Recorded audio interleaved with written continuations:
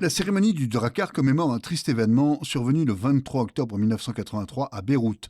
Ce jour-là, 58 soldats français trouvent la mort dans une mission de maintien de la paix au Liban. Si ce n'est pas la commémoration la plus connue, c'est précisément pour cela qu'il faut l'enseigner aux jeunes générations. Avec l'Union nationale des parachutistes, à l'école de la Plaine des Grecs, il y a 1 mois et demi, j'ai fait une intervention avec des parachutistes, dont mon épouse, qui est aussi de Saint-Joseph, qui est médaillée militaire et porte-drapeau des médaillés militaires pour la commune. On a fait une intervention dans 6 classes pour faire des dessins à envoyer pour les personnels français qui sont en opération le jour de Noël. Ce devoir de mémoire indispensable à la connaissance de notre histoire et de ces combattants de nos libertés.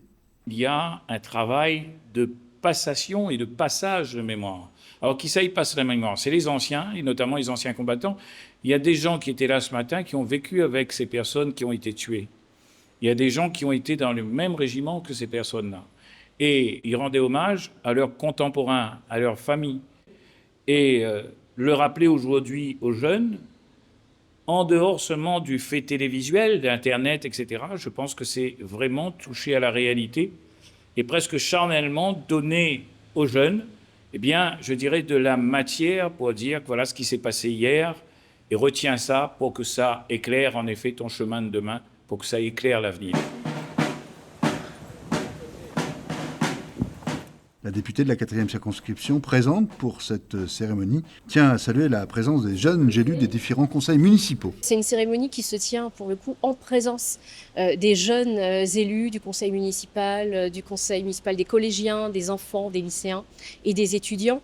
Et le message que l'on doit porter à l'occasion de cette cérémonie, c'est bien évidemment le souvenir d'une page entière de notre histoire, mais c'est de retenir la leçon que nous enseigne l'histoire, à savoir que la paix, ça se cultive. Le préfet de La Réunion, présent à la cérémonie, ancien militaire lui-même, salue cette initiative conjointe de l'Association des anciens combattants de Saint-Joseph et de la municipalité. C'est toujours important d'entretenir la mémoire, de faire comprendre aux jeunes que certains de leurs aînés ont sacrifié leur vie pour qu'ils vivent libres.